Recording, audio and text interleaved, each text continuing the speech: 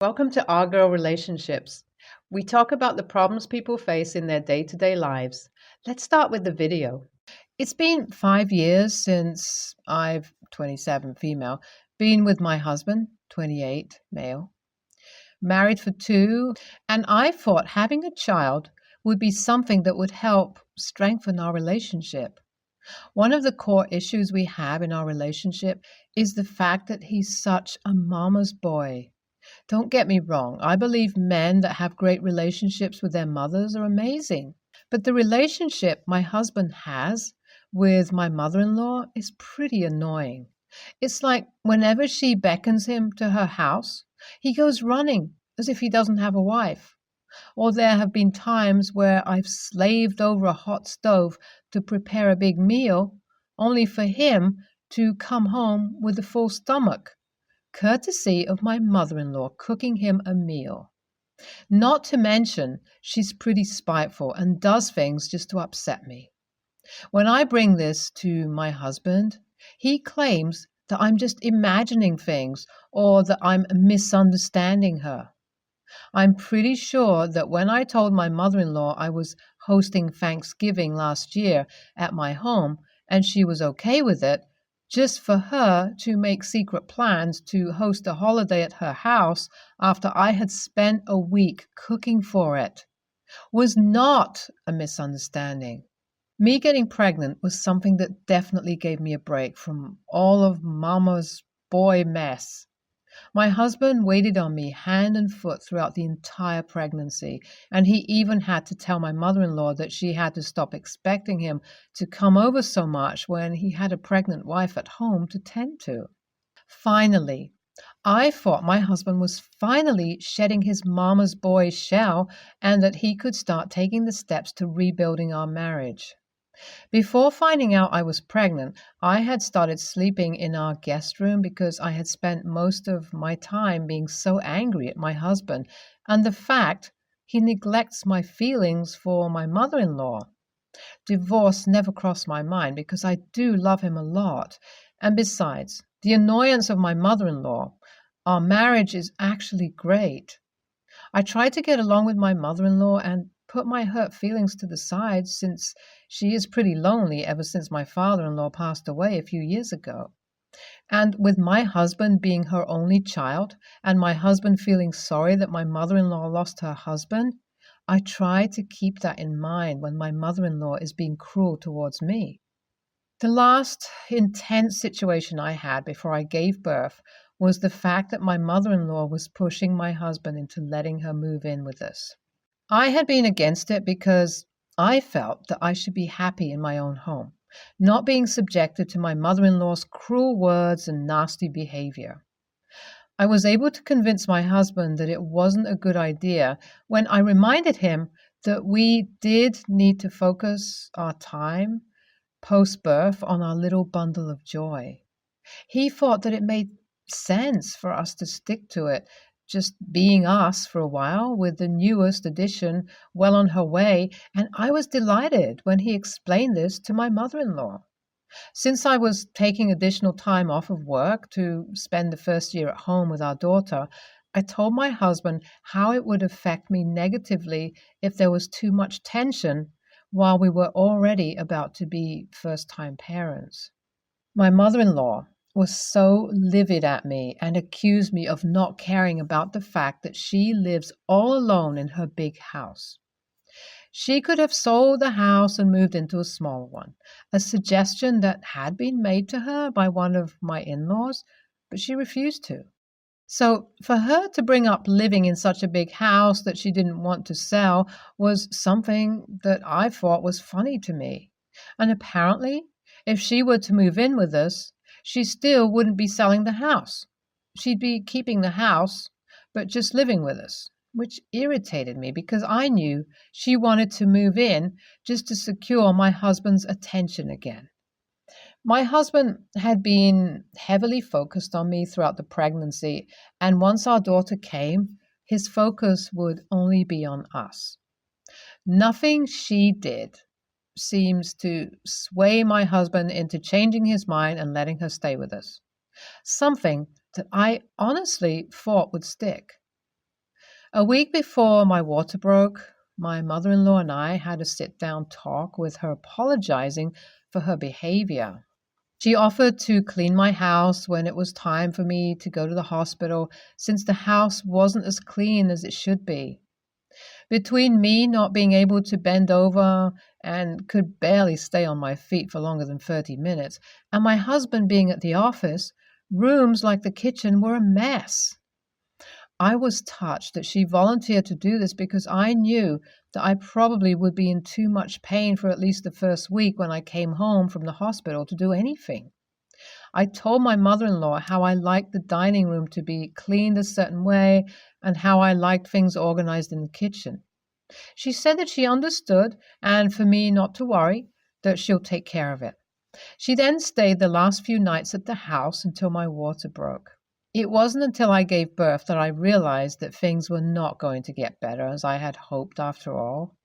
My husband had been so elated when we had our daughter and had even shed tears in the delivery room.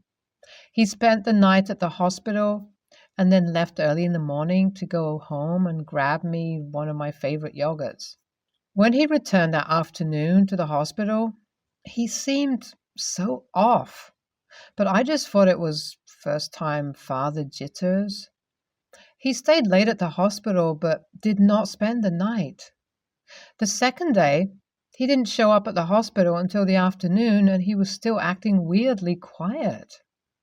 I'd ask him what was wrong, and he would say nothing, keeping it at that.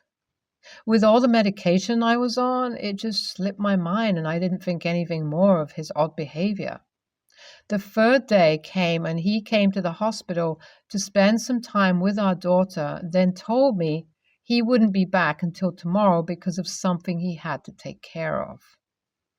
I thought it was something at work and told him that I understood, excited to go home tomorrow since I had to spend an extra day there due to the fact I had a C-section. I could have stayed one more day, but I had been missing being at home and felt I'd be more comfortable in my bed. The next day finally came, and I was so ready to go home.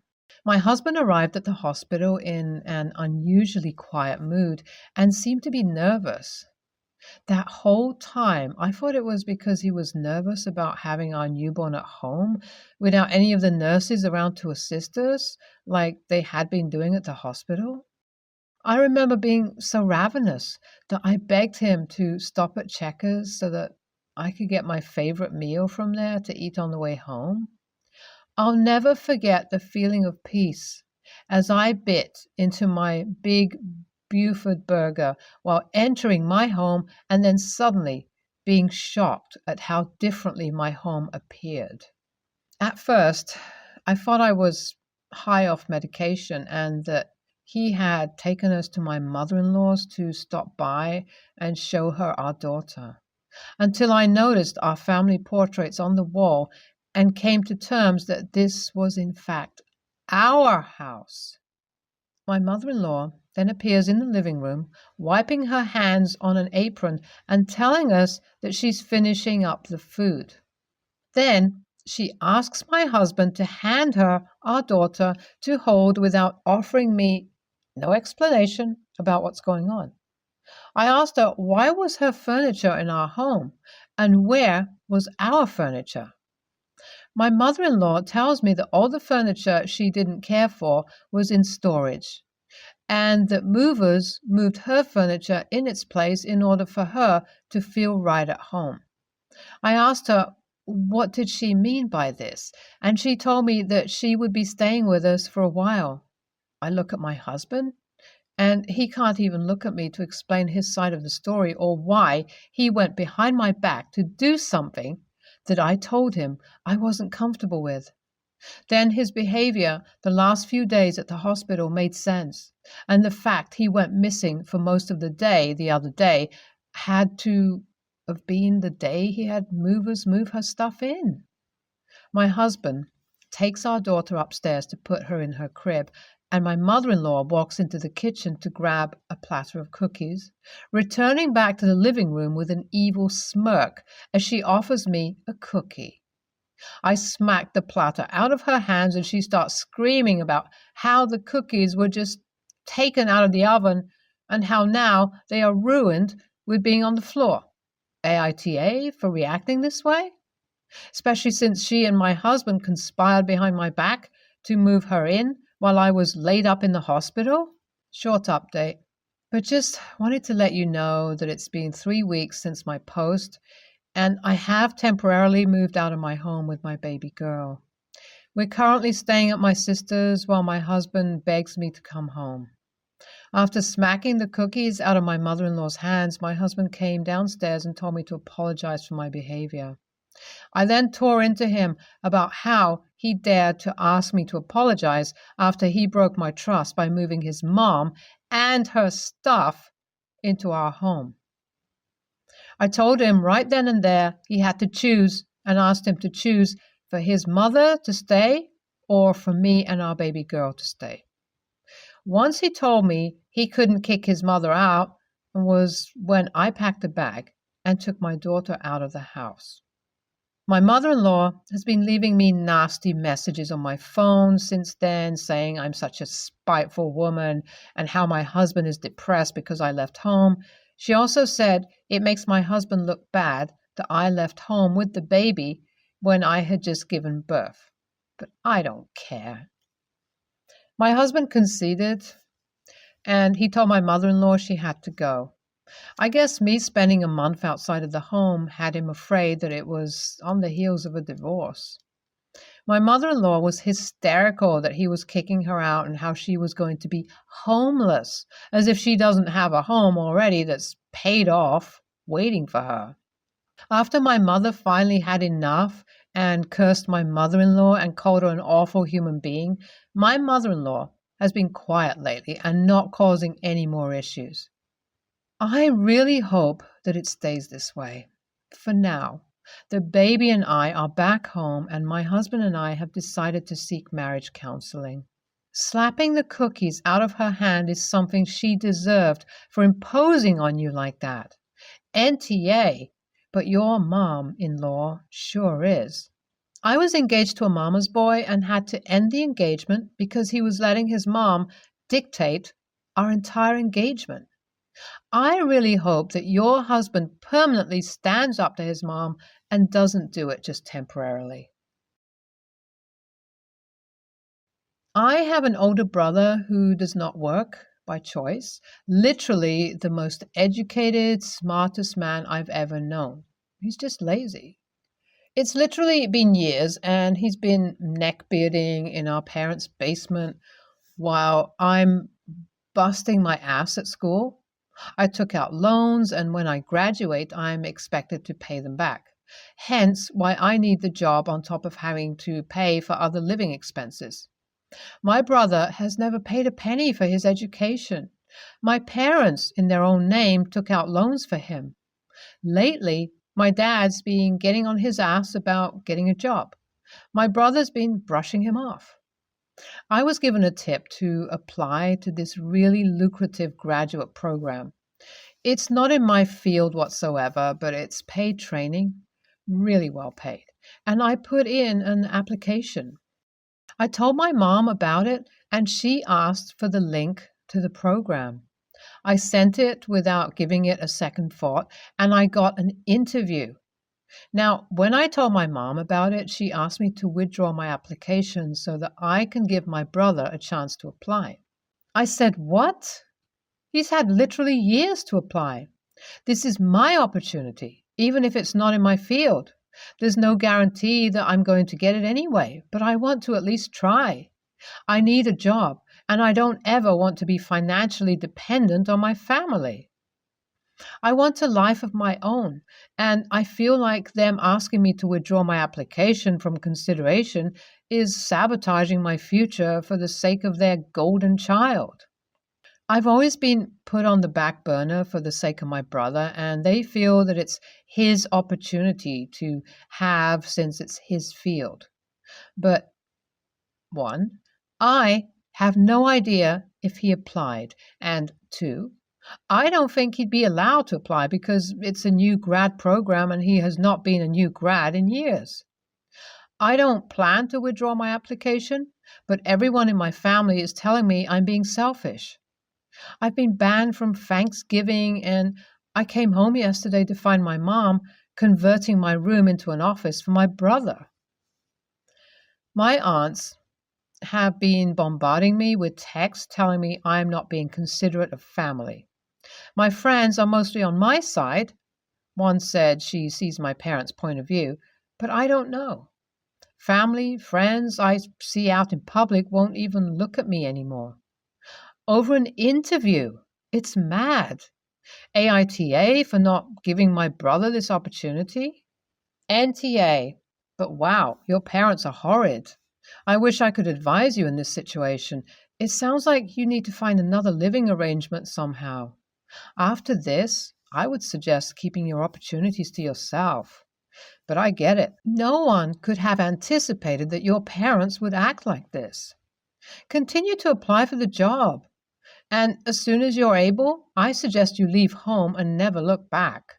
The time will come when your parents will regret their decision, particularly when they get tired of caring for their do nothing golden child. NTA, and don't you dare withdraw. Don't inform your family about your interview date, time, or they may sabotage it. Go kick butt, get the job, and do not tell for as long as you can possibly withhold any information on your success.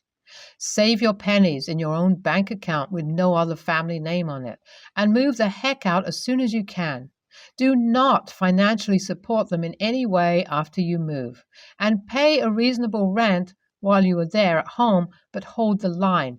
No actual bedroom, no actual rent. Jeez. I, 27 female, have a 6-year-old stepdaughter, Becca, with my husband, Kevin, 30 male. 50-50 parenting plan with his ex, Wendy, 32. I've been in Becca's life since she was a baby, and no, I was not an affair partner. They mutually chose to split up long before I met him. His ex is super high conflict, tries to keep me from spending any time of bonding with Becca, and just is constantly harassing my husband, me, and his family members. That is in the process of being handled in court. Basically, she's nice when she needs something, and we try to do all work together for Wendy, and she's insane when we disagree on something or just randomly when she feels like being crazy. You really never know when she's going to lose it. Well, Wendy got her car repoed, and she's been out of a car for a while, taking lifts when she can and getting rides from people. Well, her week came up and she had no one available to give her a ride to pick up Becca from school. So she called me. I'm currently pregnant, and the last thing I want to do is interact with her. She just recently emailed my mother asking her to talk to me and tell me to stay out of parenting business so she can raise her daughter properly. Insane. She doesn't even know my mom, which means she searched the internet for her info. Basically, she asked if I would be willing to drop Becca off to her. I said no. She tried being nice and begging. I said no. My husband was working, so he couldn't do it. I picked up Becca and brought her to our house, and Wendy wasn't able to pick her up until 3 days later. My husband said that's her problem, and if she doesn't have the means to even pick her up from school, she has no right to treat me and him the way she has and expects me to help her. On the other hand, my friend is a single mom, and she told me that's not how you co-parent. And I, or my husband, should have put our differences aside to let Becca see her mom. Becca does not care and was happy to stay with us. She was also able to call and speak with her mom whenever she wanted, which she didn't, and mom never called to speak to her. I don't know. I'm not a bio mom yet. Will be soon. So maybe I'm missing the mark. Wendy is obviously pissed and accusing us of alienation. The paragraphs and calls are non-stop. Co-parenting is tough. AITA? ETA. The parenting plan says whoever's week is starting needs to arrange for Becca to be picked up, either by them or a trusted pickup person. This was explicitly explained as if you can't find someone other than the other co-parent to bring Becca to you, then you forfeit your parenting time and she stays with the other parent until you can arrange a pickup. This was put into the plan because my husband and I were exclusively doing all the pickups and drop-offs to Wendy's house. Both my husband and I told Wendy she is more than welcome to call Becca, to talk to her, but she never called. And Becca said no every time we asked if she wants to call Mommy to say goodnight and would get upset. Wendy is not an abusive parent from what we know towards Becca, just a bare minimum parent and does all the classic high conflict things. Withholding her when she doesn't get what she wants, sending her in tattered clothes with its swap day, harassment, etc. We also spoke to Becca about what she wanted to do. We explained that Mommy is having car trouble. She knows Wendy doesn't have a car, and asked her if she wanted to be dropped off to Mom's. She said no and was excited to stay with us. We both asked her separately and together to make sure. Each time she said no. She also said no, thank you, when we asked if she wanted to call Mommy to say goodnight. NTA, bye or Mom here, and helping each other out occasionally is great, but you don't get to treat people like crap and expect their help. If she missed her kid that much, she would have called or caught an Uber to pick her up. Side note, parallel parenting is a valid form of co-parenting, and I highly recommend it for high conflict situations. That and the gray rock method of dealing with high conflict people. Best of luck. NTA, this is the consequence of being a highly conflict person not willing to peacefully co-parent. People tend to avoid those that are rude and unpleasant, and certainly won't do them favors. However, if she is a good mother, I would have dropped her off for Becca, not for the ex.